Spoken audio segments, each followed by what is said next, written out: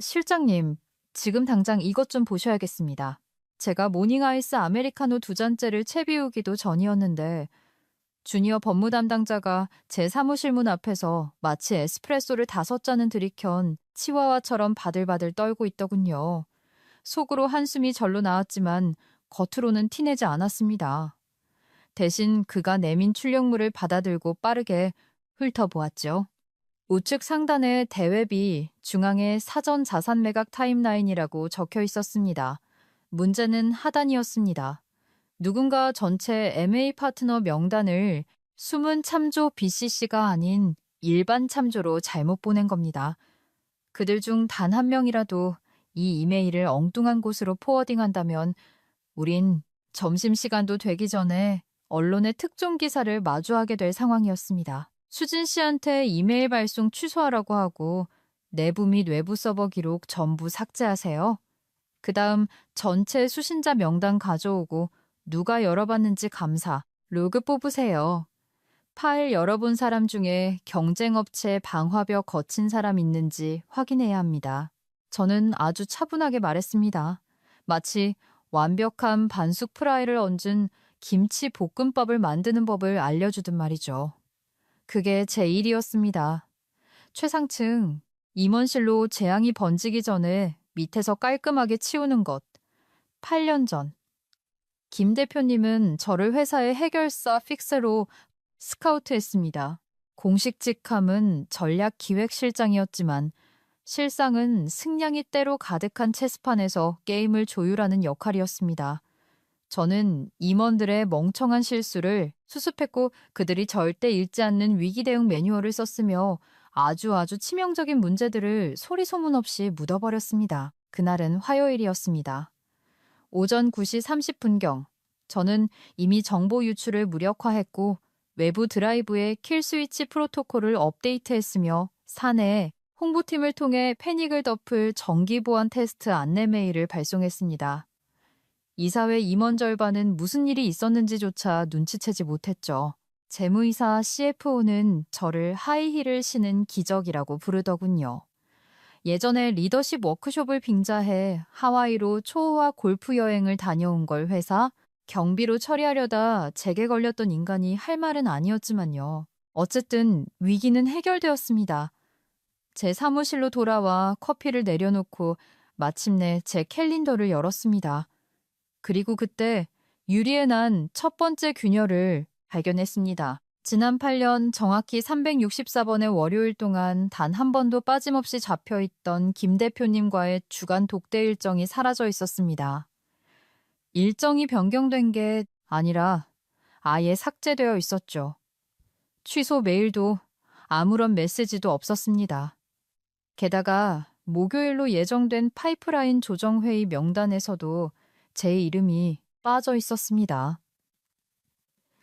시스템상에 참석 거절로 뜬 것도 아니었습니다. 마치 제가 처음부터 이 회사에 존재하지 않았던 사람처럼 제 이름이 통째로 삭제되어 있었죠. 그 순간 저는 제 시스템 접근 권한 로그를 확인했습니다.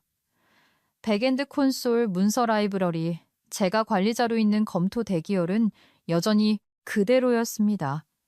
하지만 뭔가 이상했습니다. 3개의 핵심 기밀 폴더에서 제 편집 권한이 조용히 읽기 전용으로 강등되어 있더군요. 제가 그들의 쓰레기를 치우는 동안 누군가 제 권한을 빼앗은 겁니다. 저는 패닉에 빠지지 않았습니다. 그건 제 스타일이 아니니까요. 하지만 아주 가만히 숨을 죽였습니다. 산속을 걷다 바스락거리는 소리를 들었을 때 그게 독사인지 아니면 그냥 부러진 나뭇가지인지 알 수 없을 때처럼 아주 고요하게요. 저는 월급날이 오기 2주 전부터 이미 함정이 파이고 있다는 걸 냄새로 알아챌 만큼 이 바닥에 오래 있었습니다. 인사팀이 형광등 불빛 아래서 누군가를 끌어내고 회계팀 직원이 그걸 틱톡에 올리는 그런 극적인 쇼를 말하는 게 아닙니다. 진짜는 아주 부드러운 배신, 귓가에 속삭이는 구조조정의 형태를 띱니다. 대표의 낙하산 사위가 코너 오피스를 차지하는 혁신적인 비전의 전환으로 시작해 어느 월요일 아침 당신의 사원증이 정지되는 것으로 끝나는 그런 종류 말입니다. 어쨌든 여기까지 제 이야기를 듣고 계신다면 이 말씀만 드리겠습니다. 대부분의 사람들은 이런 이야기를 들으면 자신은 미리 눈치챘을 거라고 착각합니다. 아닙니다. 절대 모릅니다. 젠장 저조차도 하마터면 모를 뻔했으니까요. 제가 직접 그 비상 조항들을 작성했는데도 말입니다. 그러니 평소 조용했던 사람이 마지막 발언권을 얻고 최후의 지분을 챙기는 이야기를 좋아하신다면 좋아요를 누르고 구독 버튼을 눌러주세요. 저희 팀이 이런 사연들을 계속 공유하는데 큰 힘이 됩니다. 장담하건대 이번 이야기는 끝까지 들을 가치가 있을 겁니다.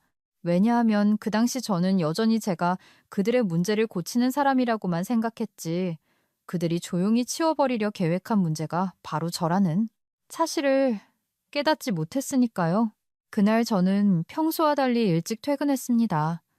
아무도 대놓고 묻진 않았지만 제가 복도를 지나갈 때 몇몇 사람들이 길고 느릿하게 눈을 깜빡이며 쳐다보더군요. 누군가 먼저 입을 열어주길 기다리는 눈빛이었습니다. 엘리베이터에 타는 순간 제 휴대폰이 징 울렸습니다. 캘린더 접근 권한 삭제 알림.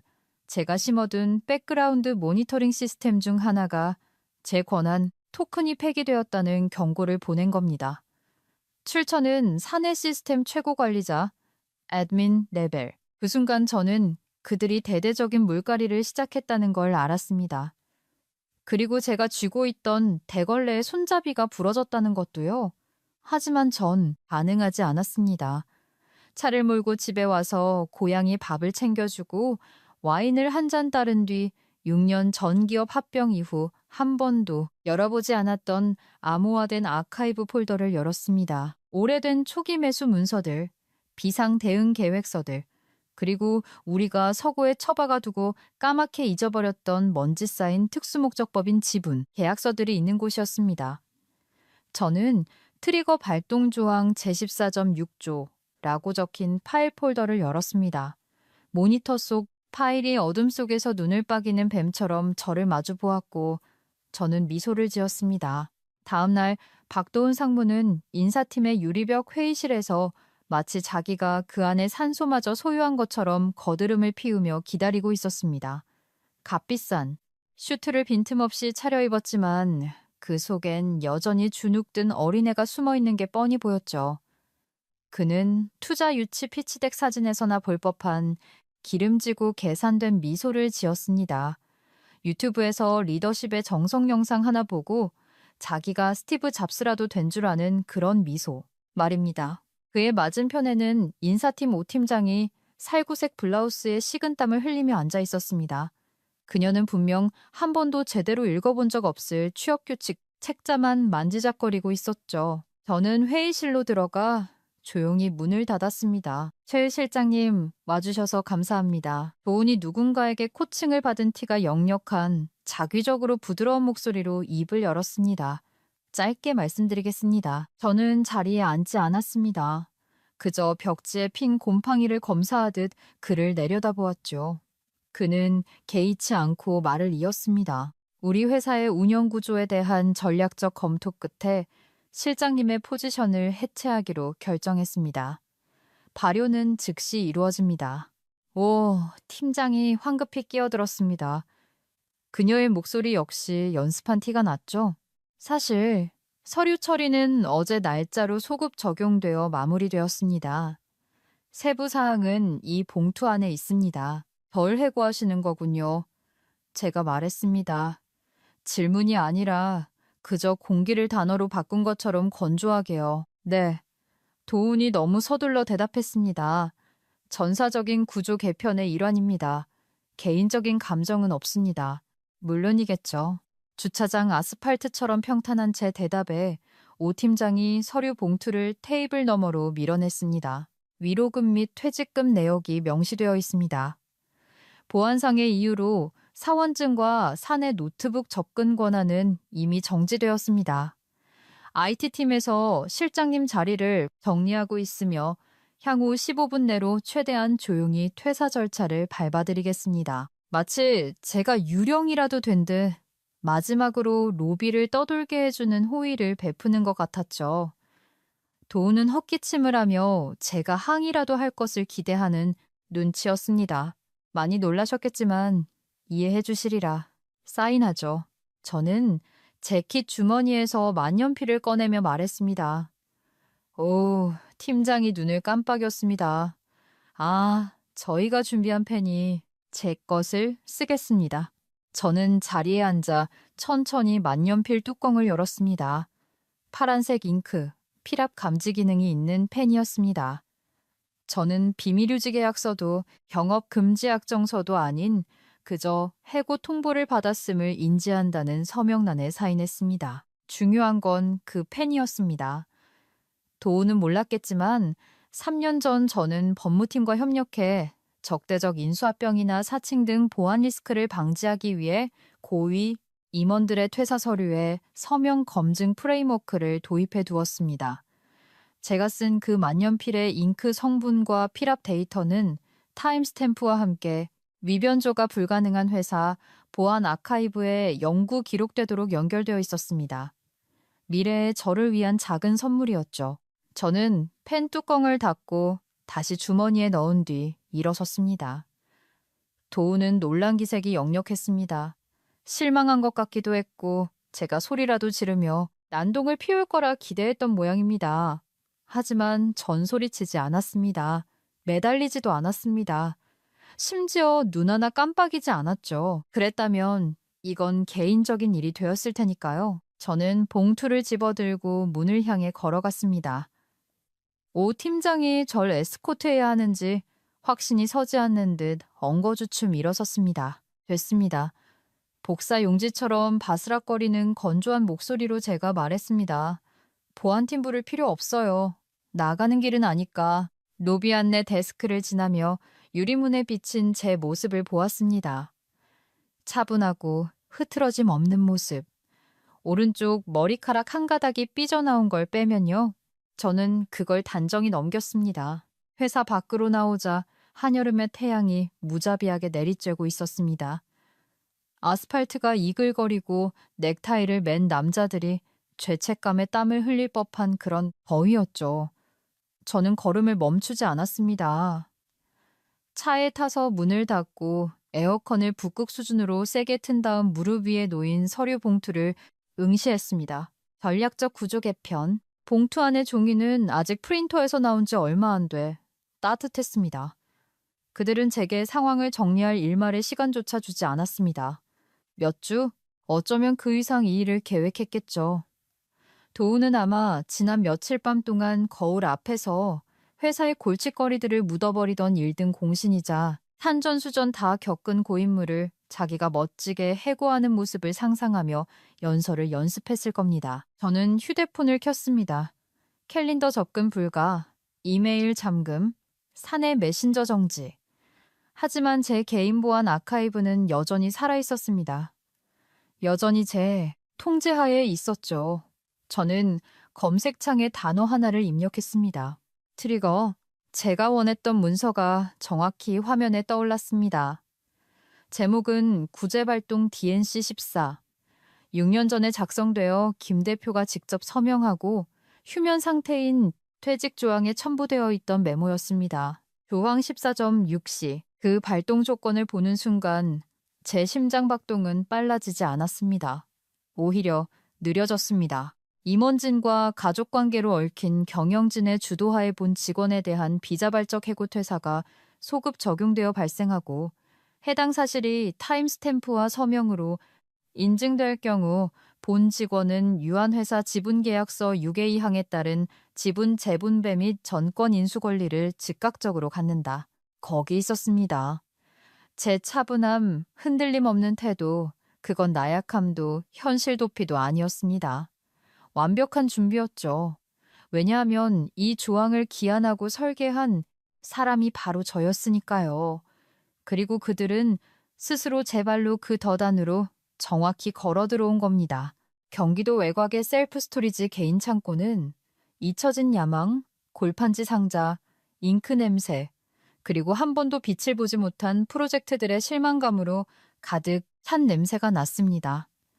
두 번째 합병 당시 회사가 법무팀을 외부로 분리하고 인덱싱하고 싶지 않은 문서를 제외한 모든 걸 디지털화한 이후로 저는 몇 년 동안 이곳에 오지 않았습니다. 제 창고는 파산한 케이터링 업체와 누군가의 망한 스마트 스토어 재고 창고 사이에 끼어 있는 209호였습니다. 기업들의 유령이 떠도는 이평 남짓한 공간. 저는 첫 직장 상사의 생일이었던 비밀번호를 눌렀고 문은 마치 뭔가 큰일이 일어났음을 직감한 듯 삐걱거리며 열렸습니다. 안쪽 벽에는 제가 직접 낑낑대며 옮겨놓은 철제 캐비닛이 있었습니다. 부서진 사무용 의자와 3분기 위기 대응 매뉴얼이라고 적힌 플라스틱 박스 뒤쪽이었죠. 의자를 치우고 쭈그려 앉아 맨 아래 서랍을 열었습니다. 습기에 우그러진 바인더와 대포폰 2개 뒤에 제가 찾는 물건이 있었습니다. 다이얼 자물쇠가 달린 먼지 쌓인 철제 금고, 왼쪽으로 22, 오른쪽으로 14, 왼쪽으로 6. 찰칵 소리가 났습니다. 그 안에는 제가 직접 손으로 라벨을 붙인 하나의 폴더가 있었습니다. 트리거 발동 이벤트. 이건 비상시를 위한 게 아니었습니다. 뭔가 잘못되었을 때를 위한 것도 아니었죠. 이건 저들이 나를 배신하고 뒤통수를 칠 때 유리를 깨고 꺼내는 서류였습니다. 패닉을 위한 게 아니라 정밀 타격을 위한 것이었습니다. 저는 천천히 서류들을 넘겼습니다. 조항 9번. 임원비리 수습기간 중 계약상 면책 특권. 이미 만료됨. 조항 12번. 인수합병 기간 중 해고 시 복직 권리. 제가 주식을 보유하고 있을 때만 유효. 지금은 없음. 그리고 조항 14점 6.c. 손이 멈췄습니다. 종이의 질감이 다른 것들보다 무거웠습니다. 원본이었습니다. 6년 전 김 대표가 이사회가 쿠데타를 일으킬 거라는 편집증에 시달리고 도운이 여전히 성공한 기업인의 주변인 정도로 자신을 소개하고 다니던 최고 불안정기에 이니셜, 서명, 인감, 날짜가 모두 찍혀 완성된 문서 이렇게 적혀 있었습니다. 경영진과 가족관계에 있는 임원이 주도하여 본 직원을 소급 적용된 비자발적 해고로 처리할 경우 본 직원은 부록비에 명시된 인증 프로토콜을 충족한다는 전제하에 하위 조항 6A에 따른 지분 재분배에 대한 모든 권리를 즉각적으로 승계한다. 부록B로 넘어갔습니다. 인증 프로토콜에는 3가지 요건이 필요했습니다. 1. 해고 처리는 소급 적용되어야 한다. 2. 해당 조치를 주도한 경영진은 대표와 가족관계여야 한다. 3. 해당 조항은 원본 계약서의 공증 및 타임스탬프가 찍힌 사본을 통해 수동으로 발동되어야 한다. 저는 창고 바닥에 앉아 서류를 무릎에 올려놓은 채 아주 평온한 상태를 유지했습니다. 그들은 이 3가지 요건을 은쟁반에 받쳐 제게 바친 꼴이었습니다. 소급 적용? 체크. 오늘 저에게 통보해놓고 도훈은 서류 처리가 어제 완료되었다고 말했죠. 가족관계의 임원 도훈입니다. 2달 전 전무로 승진한 대표의 낙하산 사위. 수동발동? 그래서 제가 오늘 아침 인사팀에 제 만년필을 챙겨갔던 겁니다. 저는 주머니에서 휴대폰을 꺼내 전화를 걸었습니다. 여보세요, 출장 공증소죠? 네, 최윤진입니다. 공증인이 필요합니다. 아니요, 전자공증안 됩니다. 물리적인 서명 원본 대조와 확정일자, 타임스탬프 인증이 필요합니다. 네, 오늘 일과 시간 내로 기록되어야 합니다. 급행료 2배로 쳐서 드리겠습니다. 공증인이 어디서 볼 건지 물었습니다. 저희 집 식탁으로 오시죠. 전화를 끊었습니다. 숨을 깊게 들이마시고 창고의 차가운 벽에 기대어 고요함이 갑옷처럼 저를 감싸게 내버려 두었습니다. 이건 복수나 자존심 혹은 그깟 일자리에 대한 미련이 아니었습니다. 그 다리는 이미 불타서 제가 되어 날아간 지 오래였죠. 이건 제가 구축해 놓은 시스템에 관한 문제였습니다. 여기서 중요한 건 이겁니다. 8년 동안 회사 내부의 썩은 문제를 도맡아 고치고 비밀유지 계약서가 마법의 방패라도 되는 줄 아는 무능한 임원들의 뒤치다꺼리를 하다 보면 자신을 보호하는 방법도 자연스레 터득하게 마련입니다. 빠져나갈 뒷문도 만들어 놓지 않고 계약서에 사인하는 멍청한 짓은 안 하죠. 그들은 뒷문을 절대 눈치채지 못합니다. 세부 조항 따윈 읽지 않으니까요. 그저 제가 얌전히 짐 싸서 조용히 사라질 거라고만 착각할 뿐, 그 조항들을 누가 썼는지 까맣게 잊어버린 채 말입니다. 저는 방화 폴더에 서류를 챙겨 넣고 금고를 다시 잠근 뒤 서랍을 닫았습니다. 차에 돌아와 창문을 살짝 내리고 공기를 환기시켰습니다. 대시보드 시계는 오후 3시 42분을 가리키고 있었습니다. 아직 시간은 충분했습니다. 다음 이사회는 금요일에 예정되어 있었습니다.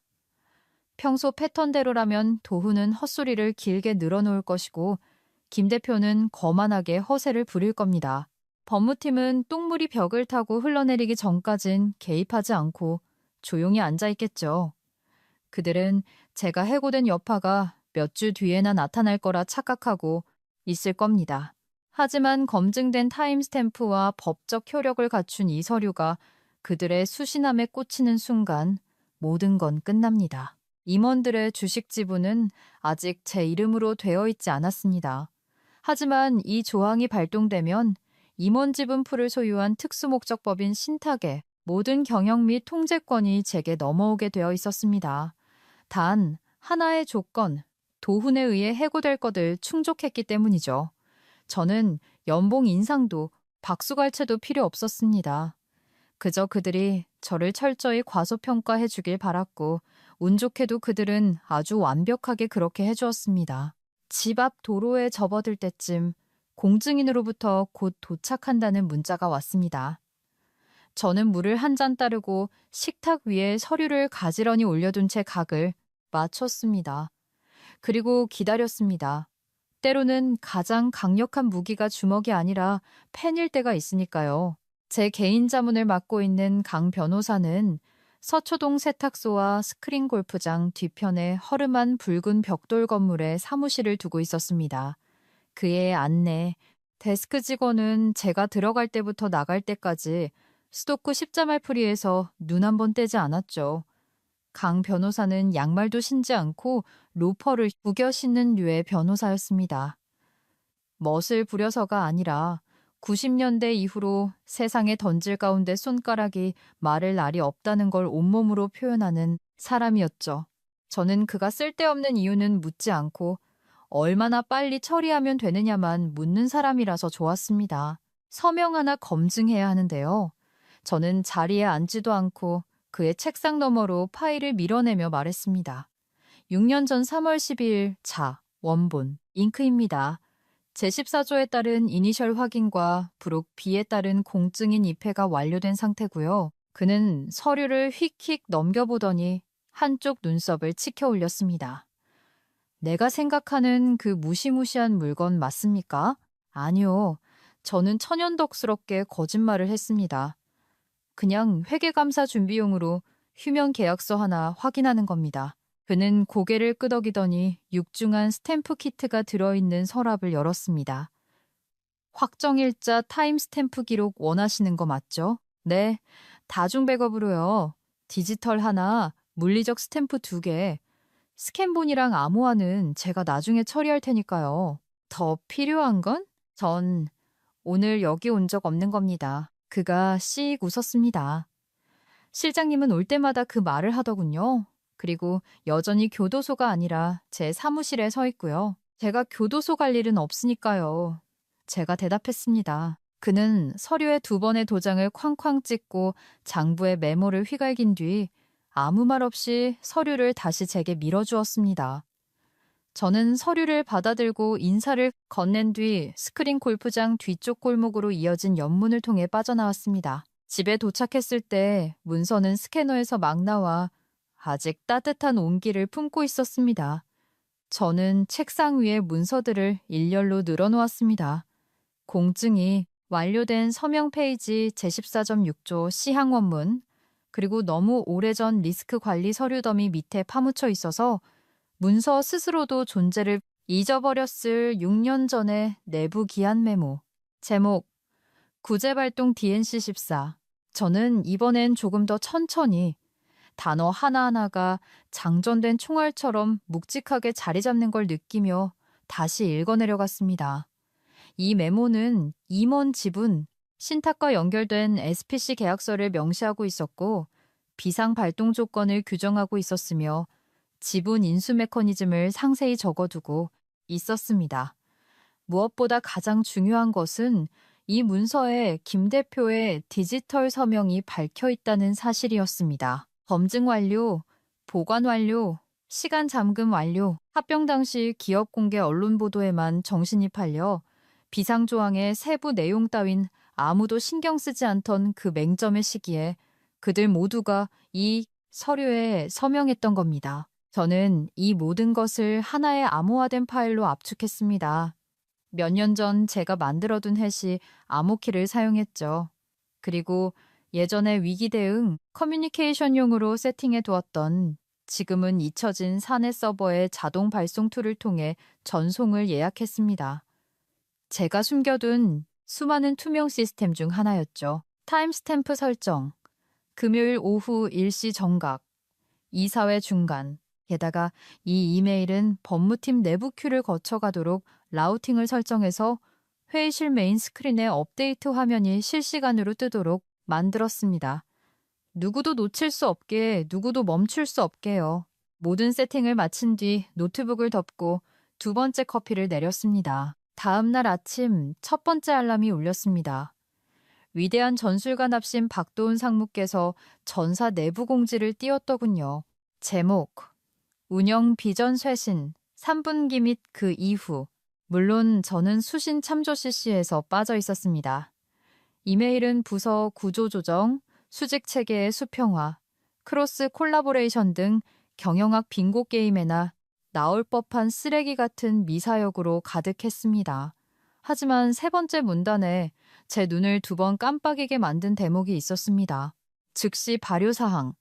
모든 레거시 전략 포지션은 업데이트된 핵심 성과 지표 KPI에 따라 재평가될 것입니다. 전환 계획은 다음 주부터 시작됩니다. 레거시 전략 포지션. 그건 저를 뜻하는 거였습니다. 아니, 과거의 저였겠죠. 하지만 지금의 저는 완전히 다른 존재가 되어 있었습니다. 도훈이 전혀 계획하지 못했고 김 대표는 상상조차 하지 못한 무언가가 되어 그들을 향해 걸어가고 있었으니까요. 저는 그 이메일에 달리는 댓글들, 반응들, 불안해하는 직원들의 개인 메시지, DM을 가만히 지켜보며 침묵을 유지했습니다. 아무에게도 문자를 보내지 않았고 슬랙스랍게도 접속하지 않았으며 옛 이메일 보관함도 열어보지 않았습니다. 앞으로 나아가는 그 어떤 흔적 남기고 싶지 않았습니다. 아무런 신호도 없는 완벽한 데드예요. Dead AR. 왜냐하면 진짜 조용한 사람들은 전사회의에서 소리를 지르거나 직장인 익명 게시판, 블라인드에 분노의 글을 싸지르지 않으니까요. 우리는 장치를 설계하고 스위치를 숨깁니다. 그리고 타이밍이 오면 망설임 없이 그걸 당겨버릴 뿐입니다.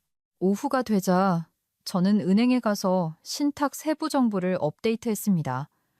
회사가 알고 있는 그 계좌가 아니라 조항 14.6시에 명시된 SPC와 연결된 다른 계좌 말입니다. 공증받은 서류를 팩스로 보냈고 37분 만에 승인 확인서를 받았습니다. 해가 질 무렵 모든 준비가 끝났습니다.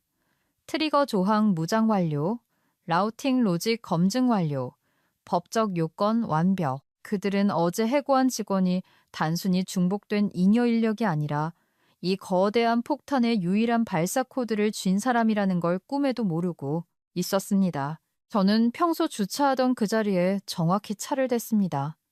강남 본사 건물 지하 3층 곰팡이 냄새와 무관심이 찌든 콘크리트 기둥 옆 가장 안쪽 왼쪽 자리.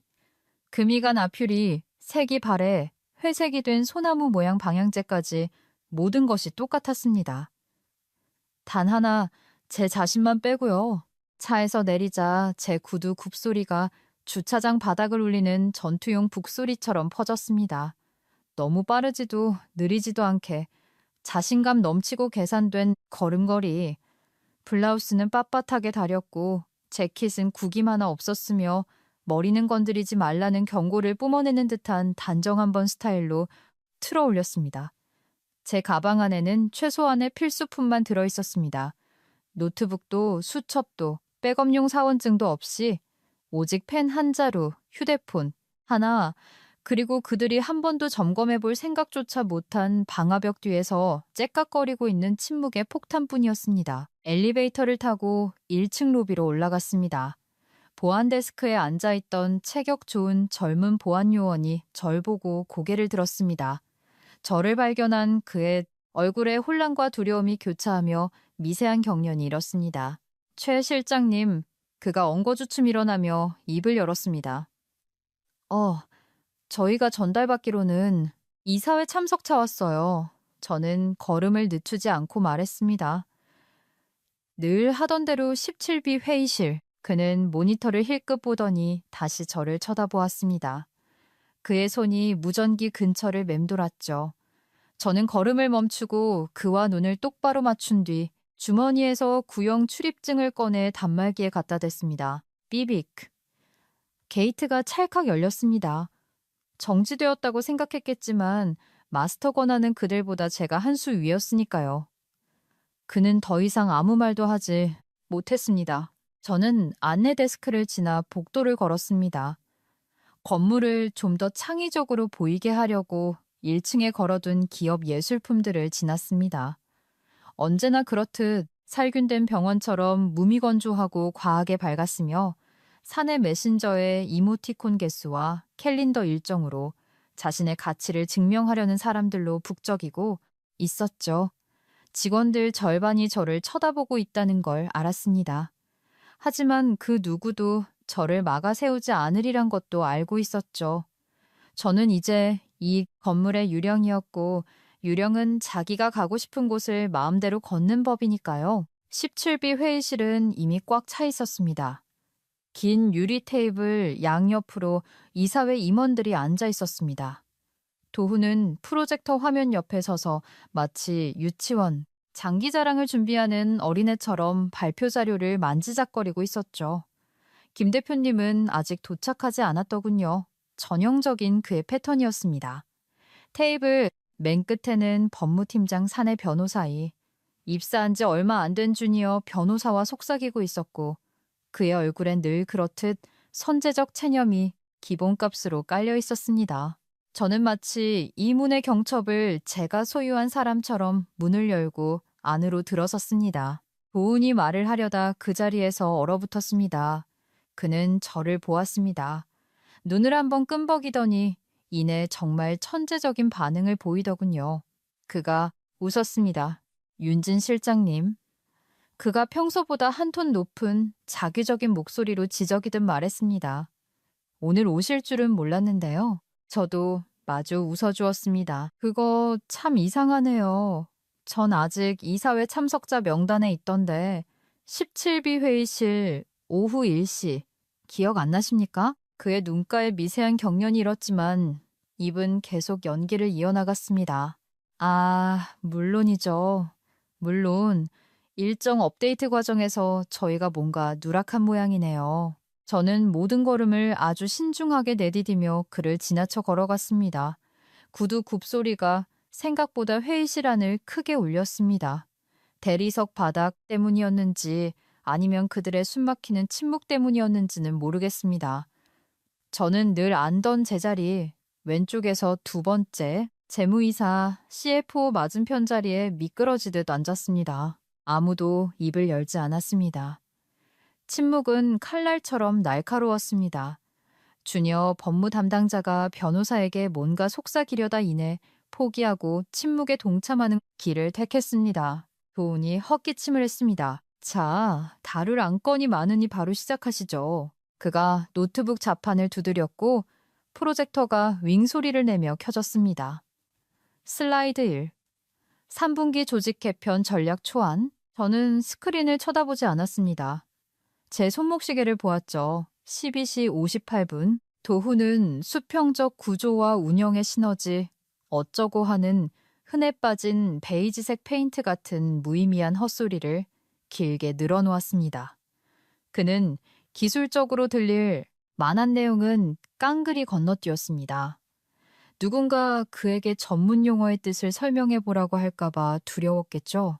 12시 59분, 제 손목시계가 진동했습니다. 크지도 극적이지도 않은 제 손목 위에서만 느껴지는 작은 박동. 제가 아침에 맞춰둔 타이머였습니다. 예약, 전송까지 1분 전, 이 방 한가운데로 떨어질 세상에서 가장 조용한 미사일이 발사되기 1분 전, 주니어 변호사가 또다시 몸을 뒤척이며 법무팀장에게 무언가를 속삭였습니다. 법무팀장은 태블릿 화면에 눈을 가늘게 뜨고 몸을 앞으로 기울였습니다. 제 손목에서 또 한 번 진동이 울렸습니다. 저는 다리를 꼬고 두 손을 모은 채 아무런 표정도 조롱하는 기색도 없이 그저 완벽한 무표정을 유지했습니다. 그저 기다렸습니다. 도훈은 이제 슬라이드 6번으로 넘어가고 있었습니다. 무슨 보고 책의 간소화에 대한 내용이었죠. 그는 회의실 내의 미묘한 공기 변화를 눈치채지 못했습니다. 법무팀장의 굳어지는 자세, 두 이사회 임원이 서로 눈치를 보며 시선을 교환하는 모습 같은 것들을요. 그들은 의식적으로 알진 못했지만 직감적으로 무언가 변했다는 걸 느끼고 있었습니다. 폭풍이 몰아치기 직전 기압이 떨어지고 모든 것이 기형적으로 고요해지는 바로 그 순간 말입니다. 저는 의자 등받이에 살짝 기대어 그들이 더 몸을 베베꼬게 내버려 두었습니다. 이메일은 이미 움직이고 있었으니까요.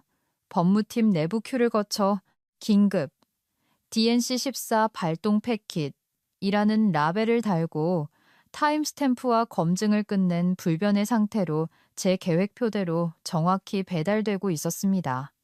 도훈이 계속 떠들게 내버려 두었습니다. 이 회의실이 불길에 휩싸이기 전 그에게 허락된 산소는 이제 45초밖에 남지 않았으니까요. 띵! 법무팀장의 태블릿에서 대기업 사내 소프트웨어에서나 날 법한 아주 미세한 알림음이 울렸습니다. 엘리베이터 배경음악으로 사람을 서서히 말려 죽일 것 같은 무미건조하고 기계적이며 지독하게 정중한 소리였죠. 처음에 법무팀장은 아무 반응을 보이지 않았습니다. 그저 도훈이 아무도 믿지 않는 가짜 효율성 구조에 대해 떠드는 동안 화면을 슬쩍 내려다보았을 뿐이죠. 그러다 그가 얼어붙었습니다. 옆에 있던 주니어 변호사가 화면으로 고개를 들이밀어 미리 보기 제목을 읽더니 마치 전기 충격기라도 깔고 앉은 사람처럼 자세를 꼿꼿이 세웠습니다. 저는 미동도 하지 않았습니다.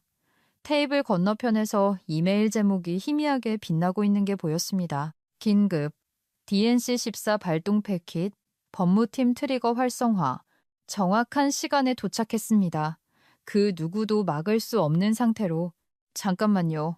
법무팀장이 제가 이 회사 회의에 참석한 이래 처음으로 도훈의 말을 중간에 뚝 끊고 끼어들었습니다. 도훈이 눈을 끔벅였습니다. 네. 무슨 문제라도? 법무팀장은 그에게 대답하지 않았습니다. 그는 이메일을 열고 첨부 파일을 터치했습니다. 도훈의 등 뒤에 있던 회의실 메인 스크린에 암호화가 풀린 PDF 파일이 자동으로 열렸습니다. 전체 화면으로요. 헤더. 지분 재분배 프로토콜 조항 14점. 6시 서브 헤더. 발동된 비자발적 해고 이벤트 검증 완료. 회의실은 공조기기가 치솟는 긴장감을 감당하려 웅웅거리는 소리만 들릴 정도로 쥐죽은 듯 조용해졌습니다. 방금 막 도착해 회의실 문을 열고 들어와 상석에 앉으려던 김 대표가 다가올 재앙을 피하려는 듯 몸을 엉거주춤 굳히는 게 보였습니다. 화면에 띄워진 문서의 첫 페이지에는 제 이름과 주민등록번호 앞자리 4번이 또렷하게 적혀 있었습니다. 그 아래로는 조항의 원문이 한 줄 한 줄 완벽한 여백과 포맷으로 나타났죠. 그리고 마침내 트리거 발동 조건 문단이 등장했습니다. 본 직원 최윤진이 임원진과 가족관계로 얽힌 경영진의 주도하에 소급 적용된 비자발적 해고, 퇴사 처리를 당할 경우 본 조항은 해고, 타임스탬프 시점을 기준으로 즉시 발동된 것으로 간주한다. 임원 지분 풀을 포함한 신탁 자산을 양도하고 경영 및 통제권을 인수할 권한은 하위 조항 6A에 따라 진행되며 검증된 서명이 집행된 이후에는 절대 철회나 번복이 불가능하다. 그리고 다음 장 6년 전에 서명 페이지가 떴습니다. 푸른색 잉크로 쓴 제 서명이 제가 남겨둔 그 자리 그대로 박혀 있었죠. 김 대표의 서명, 확인, 외부법무법인 자문 변호사의 서명, 그리고 공증인의 입회 도장까지 모든 것이 타임스탬프 메타데이터와 함께 시각적으로 완벽하게 인증되어 있었습니다. 수정도 빠져나갈 구멍도 유예 기간도 없었습니다. 그냥 거대한 망치가 그들의 정수리로 떨어지는 순간이었죠. 두 훈이 더듬거렸습니다. 저거 말도 안 돼. 저게 뭡니까? 저건 법무팀장은 대답하지 않았습니다. 그는 두 번째 페이지를 그리고 세 번째 페이지를 스캔하듯 읽고 있었습니다.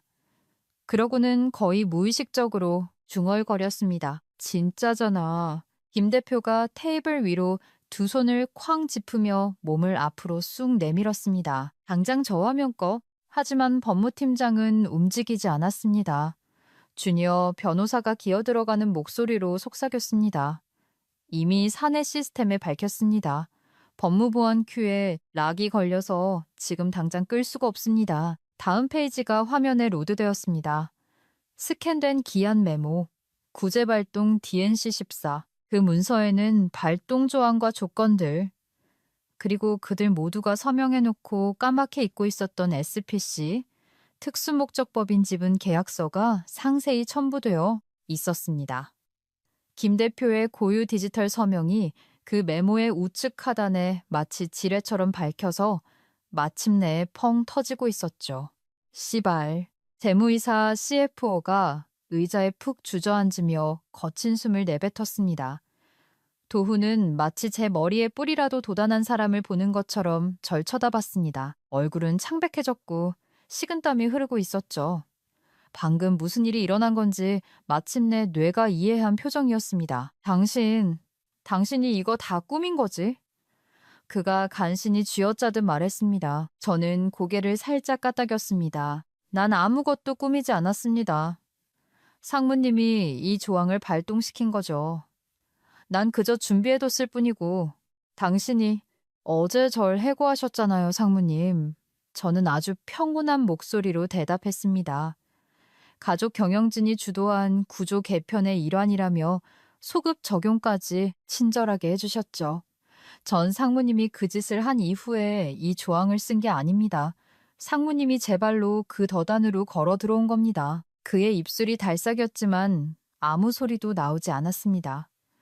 회의실 반대편에서는 법무팀장이 마치 갑작스럽게 움직이면 화면에서 또 다른 치명적인 문서가 튀어나오기라도 할 것처럼 자신의 태블릿을 아주 천천히 덮고 있었습니다.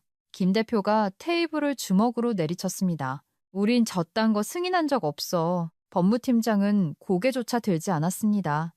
대표님이 직접 서명하셨습니다. 6년 전 3월 12일에요. 원하시면 지금 당장 버전 히스토리 수정, 이력을 뽑아드릴 수 있습니다. 하지만 이 조항은 이건 애초에 진짜 발동시키려고 만든 게 아니잖아. 그러셨다면 서명하시기 전에 서류를 제대로 읽어보셨어야죠. 제가 여전히 차분하고 오히려 부드럽기까지 한 목소리로 말했습니다. 김 대표는 제게 당장이라도 욕설을 퍼부을 듯 노려보았으나 적당한 단어를 찾지 못했습니다. 그의 얼굴에 경련이 일었습니다. 왼쪽 눈 밑이 파르르 떨렸죠.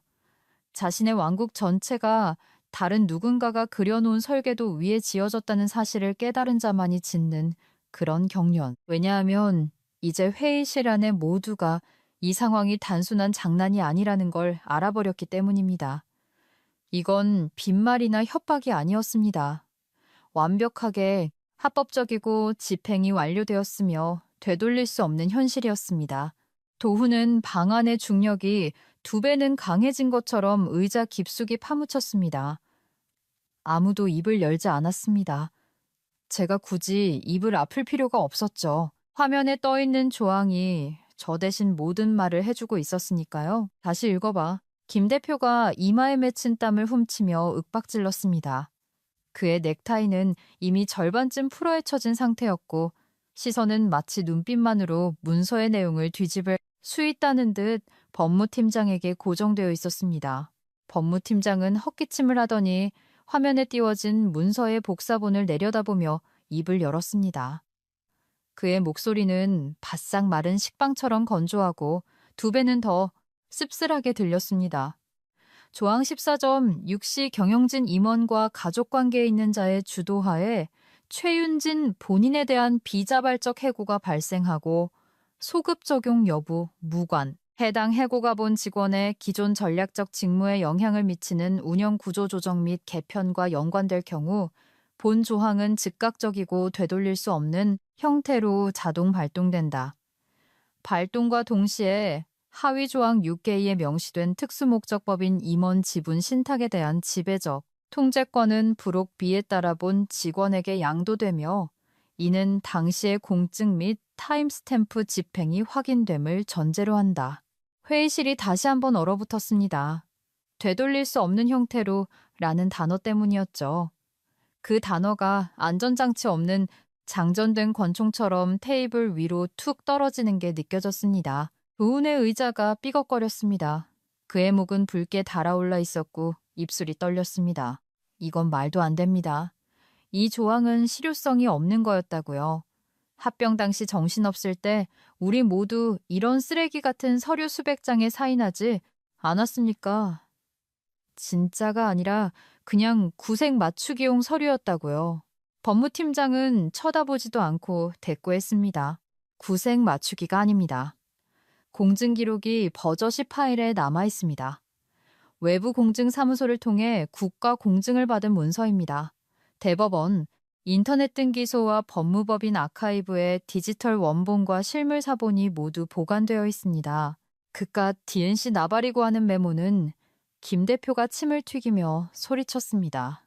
법무팀장이 암울한 표정으로 고개를 끄덕였습니다. DNC 14 구제 발동 메모요. 그 메모에도 대표님의 서명이 2번이나 들어가 있습니다. 난 그 빌어먹을 메모 따위 읽어본 적도 없어. 짧은 침묵이 흘렀습니다. 그리고 법무팀장이 세상에서 가장 부드러운, 가장 법률가다운 말투로 말했습니다. 그렇다고 해서 문서의 효력이 무효화되는 건 아닙니다, 대표님. 그때 테이블 맨 끝에 앉아있던 이사회 의장, 지금까지 단 한마디도 하지 않았던 백발의 여성이 천천히 몸을 앞으로 기울이며 나지막이 물었습니다. 박상무, 자네가 어제 보냈다는 3분기 조직 개편 이메일 말이야. 도훈이 눈을 끔벅였습니다. 당황한 기색이 역력했죠. 그 이메일이 왜요? 그 안의 워딩. 자네가 전략 포지션 재평가를 언급했지, 맞나? 네, 하지만 그건 핵심 성과 지표에 따른 조정과 전환 계획을 말한 것이고 제 기억으로는 운영 비전에 부합하지 않는 레거시, 과거, 포지션. 그게 자네가 쓴 정확한 문구였지. 도훈은 입을 열었다가 다시 닫더니 마른 침을 삼켰습니다. 네, 그가 마침내 대답했습니다. 그게 왜요? 의장의 목소리는 수수용 메스처럼 예리하고 차분했습니다. 왜냐하면 그게 방금 저 문서에 발동 증거가 되었으니까. 도훈은 명치를 한 대 정통으로 얻어맞은 것 같은 표정을 지었습니다. 법무팀장이 첨부된 이메일 출력본으로 페이지를 넘기며 의장의 말을 이어받았습니다. 박 상무님이 발송한 사내 메일은 명백하게 구조조정과 개편을 명시하고 있습니다. 메일의 타임스탬프는 최 실장님에게 소급 적용된 해고 통보를 하기 직전으로 기록되어 있고요. 이 조항은 그 개편 통보를 트리거 방아쇠로 발동되게 설계되어 있습니다. 그 말인즉슨 주니어 변호사가 불안하지만 정확한 목소리로 끼어들었습니다. 상무님께서 최 실장님을 해고하신 그 방식 자체가 실장님이 6년 전에 직접 기한해둔 발동 요건을 단 하나도 빠짐없이 완벽하게 충족시켜 버렸다는 뜻입니다. 김 대표는 당장이라도 일어나 벽에 걸린 스크린을 뜯어버릴 것 같은 얼굴이었습니다. 하지만 대신 그는 이렇게 소리쳤습니다. 이거 무효로 돌릴 방법 찾아. 당장 지분 동결시키고 이해 신청서 접수해. 뭐라도 하란 말이야. 법무팀장은 이미 마지막 페이지를 넘기고 있었습니다. 여기 단서 조항이 하나 더 있습니다. 발동을 저지하거나 이의를 제기하려는 모든 시도는 최종 중재 판결이 날 때까지 지명된 당사자 최윤진에게 권한이 자동 이관되는 결과를 초래한다. 단, 중재는 오직 해고, 통보가 발생하기 이전에만 제기될 수 있다. 침묵. 중재 신청 기한은 이미 지났습니다. 법무팀장이 선고를 내렸습니다. 저는 여전히 아무 말도 하지 않았습니다. 이 회의실에서 저의 존재감은 그 어떤 반론보다 컸으니까요. 도훈이 다시 입을 열려다 다물고는 테이블 위에 물잔으로 손을 뻗다 헛디뎌 코스터를 쳐버렸습니다. 얼음이 부딪히는 쨍그랑 소리가 울려 퍼졌습니다. 김 대표는 마침내 의자에 털썩 주저앉아 두 손을 깍지 끼고 팔꿈치를 반질반질한 대나무 테이블에 짓눌렀습니다. 마치 이 사회의 엄숙한 분위기만으로 이역 같은 상황이 신성하게 취소되기를 기도하는 사람처럼요. 오랜 시간 아무도 입을 열지 않았습니다. 그럴 필요가 없었죠. 제가 목소리를 높이거나 협박을 늘어놓으며 회의실에 쳐들어왔기 때문이 아니라 오로지 이들이 무시했던 종이 쪼가리들의 기록이 마침내 그들의 발목을 잡았기 때문이었습니다. 모든 조항, 모든 서명, 그들이 저를 그저 조용히 도태되는 과거의 잉여 자산쯤으로 치부하며 넘겼던 모든 오만함. 이 조항은 그저 존재하는 것에서 끝난 게 아니었습니다. 이 조항이 그들을 이긴 겁니다. 이제 그들이 할 수 있는 일이라곤 제가 6년 전에 완전히 용접해버린 비상구문을 열어보겠다며 서류 뭉치를 미친 듯이 뒤적이는 것뿐이었습니다. 오후 1시 7분.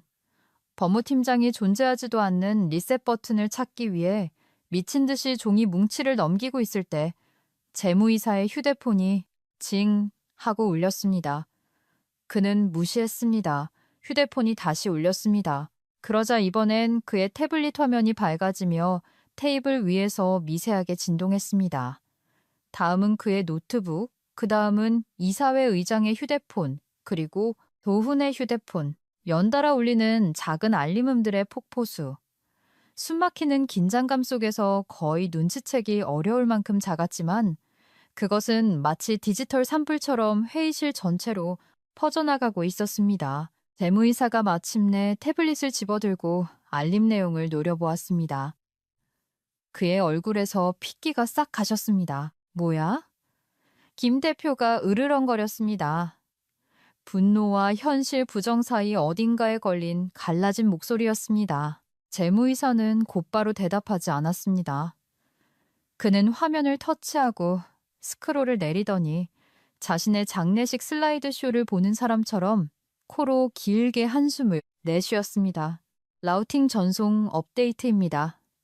그가 중얼거렸습니다. 법무팀장이 몸을 앞으로 기울였습니다. 어디서 온 거죠? 재무팀 주식 관리 포털 임원 지분 풀입니다. 방금 소유권 통제 시스템이 재조정되었습니다. 조항 집행 프로토콜을 감지해서 특수목적법인 지주계좌를 통해 마스터 오버라이드 강제 덮어쓰기가 실행됐어요. 재무이사는 스크린을 돌려 그들이 모두 볼 수 있게 했습니다. 화면에는 제 이름이 떠 있었습니다. 수혜자가 아니라 관리자로서요. 소유권 변동, 조항 14.6C 및 SPC 6A항의 의거, 임원 지분 풀 전체의 72%가 통합됨, 타임스탬프 오후 1, 7, 이사회 의장이 작게 속삭였습니다. 저건 과반수 지분이잖아. 아니요. 제가 마침내 입을 열었습니다. 언제나 그랬듯 아주 고요하고 차분한 목소리였습니다. 그건 절대 통제권입니다. 도훈이 기침을 컥컥 해댔습니다. 이건 불가능합니다.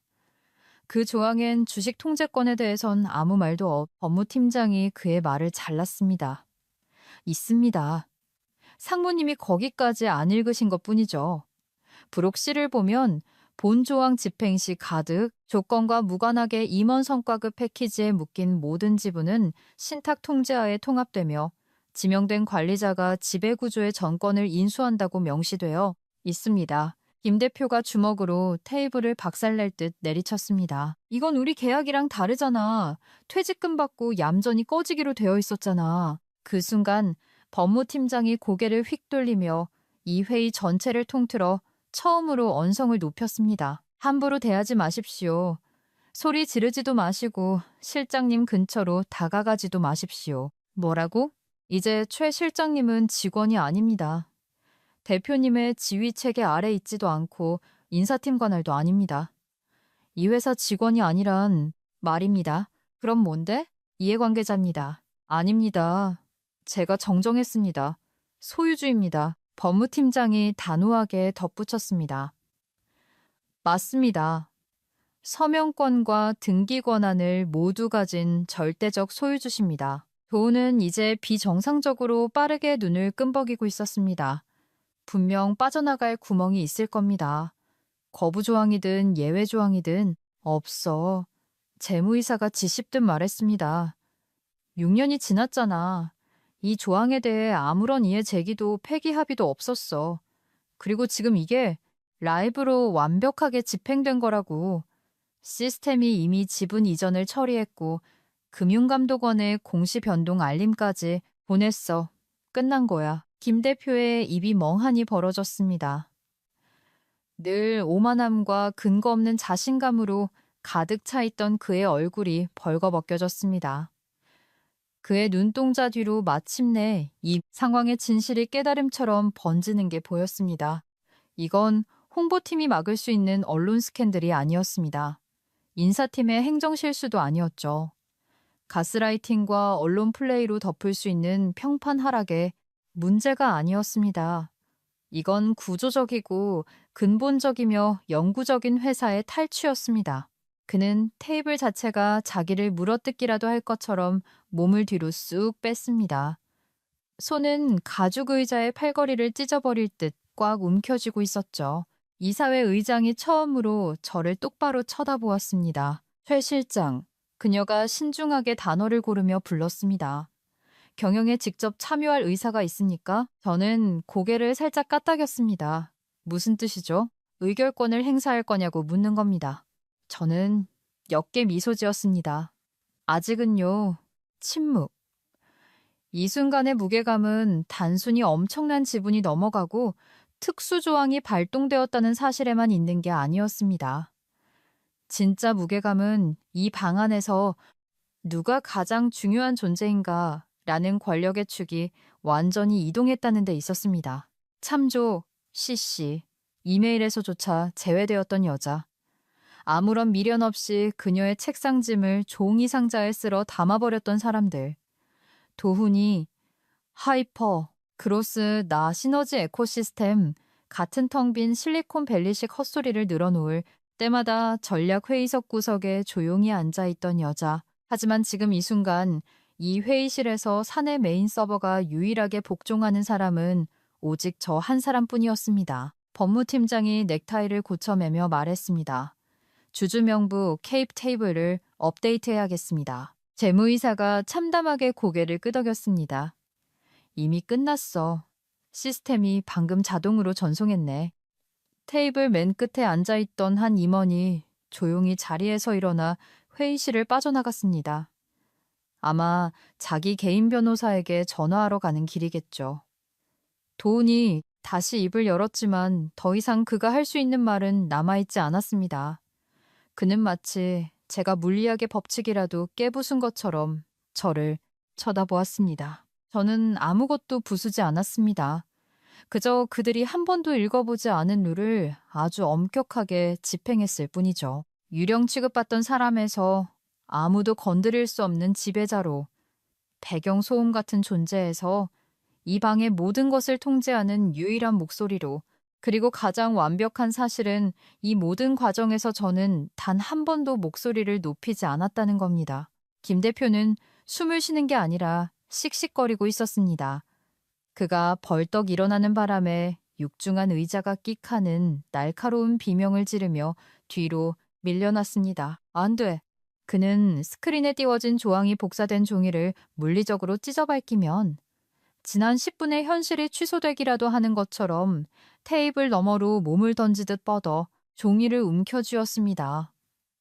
그의 손가락이 바들바들 떨리고 있었습니다. 이건 가짜야. 그가 입가에 거품을 물며 씩씩거렸습니다. 이 서명, 이거 가짜라고. 우리가 이런 쓰레기 서류에 사인했을 리가 없어. 절대 그럴 리 없다고. 전문가 불러. 그가 법무팀장을 향해 짖듯이 소리쳤습니다. 당장 불러. 서명 감식 전문가, 디지털 포렌식 팀 싹 다 당장 불러와. 이사회 전체 감사 돌리고 디지털 포렌식 시작해. 서버 타임 스탬프, 로그 기록 전부 다 까. 이거 하나라도 조작된 거면 내 모든 걸 걸고 맹세하건대 널. 하지만 그는 말을 끝맺지 못했습니다. 침묵 속으로 다시 가라앉았던 법무팀장이 여전히 차분하고 피곤한, 심지어 일말의 동정심마저 느껴지는 목소리로 길게 한숨을 쉬며 대답했기 때문입니다. 이미 다 했습니다. 김 대표가 눈을 끔벅였습니다. 법무팀장이 말을 이었습니다. 3년 전 유동성 위기 터지고 대대적으로 법무감사 들어갔을 때 임원 권한이나 지분 양도에 관련된 모든 휴면 조항들을 전수조사하고 로킹 했습니다. 이 조항도 그중 하나였죠. 그는 서류 가방에서 파일 하나를 꺼내 펼쳤습니다. 여기 대륙 김 법무법인에서 발급한 타임스탬프 검증서가 있습니다. 공증인 아이디 1785 C 대한민국 법무부 공증인가 완료 서명 진위 확인서 필압 곡선 잉크 밀도 6년 전 3월 12일 파일에 기록된 원본과 100% 일치합니다. 대면 입회 완료, 로그 기록 완료. 그리고 이 모든 건 대표님의 아이디로 우리 사내 서버에 영구 보존 처리되었습니다. 그는 그 폴더를 마치 묘비석처럼 테이블 한가운데에 내려놓았습니다. 허공을 맴돌던 김 대표의 떨리는 손이 천천히 밑으로 떨어졌습니다. 회의실은 도우네 등 뒤에 있는 스크린에서 흘러나오는 낮고 부드러운 전자기기 웅웅 소리 외엔 죽은 듯이 고요했습니다. 화면의 탭들이 하나씩 자동으로 새로 고침되기 시작했습니다. 임원 지분 신탁 라우팅 승인 완료, 소유권 통제 인덱스 업데이트 완료, 조항 14.6 집행 녹색 경고, 법무 및 재무팀 금융감독원 최종 변동 알림 전송 완료, 최종 상태 번복 불가. 모든 것이 끝났습니다. 내일도 아니고 검토 대기 중도 아니고 이해 신청 기간이 남은 것도 아니었습니다. 즉각적이고 완전한 집행. 저는 자리에서 일어났습니다. 의자는 바닥을 긁는 소리도 삐걱거리는 소리도 내지 않고 마치 저를 부드럽게 놓아주듯 뒤로 물러났습니다. 가방에 손을 넣어 제 낡은 사원증을 꺼냈습니다. 한때는 매일 아침 갑옷처럼 목에 걸었지만 어느 순간부터 저를 옥죄는 표적이 되어버린 그 작고 네모난 플라스틱 조각. 이제는 더 이상 초대받지 못하는 회의실과 제 이름이 서서히 지워지고 있던 그 복도들의 문을 열어주던 그 출입증. 저는 그 사원증을 유리 테이블 한가운데에 정중앙을 맞춰 내려놓았습니다. 그리고 도훈의 눈에 제 이름이 똑바로 보이도록 방향을 틀었죠. 도훈이 고개를 들어 저를 보았습니다. 입술은 반쯤 벌어져 있었고 창백해진 얼굴에 눈동자만 덜덜 떨리고 있었습니다. 그는 아무 말도 하지 않았습니다. 움직이지도 못했죠. 절 해고해줘서 고마웠습니다, 상무님. 제가 낮고 또렷한 목소리로 말했습니다. 저 혼자서는 발동시킬 수 없는 조항이었거든요. 법무팀장이 조용히 자신의 서류 폴더를 덮었습니다.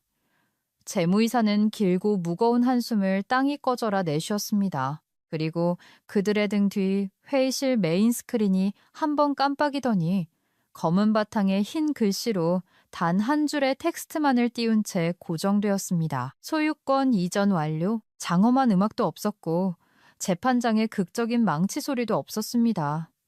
그저 완벽한 침묵만이 회의실을 지배할 뿐이었습니다. 저는 몸을 돌려 문을 향해 걸어갔고 단 한 번도 뒤돌아보지 않은 채 그 방을 나섰습니다. 긴 이야기 끝까지 들어주신 시니어 직장인 여러분, 진심으로 감사합니다.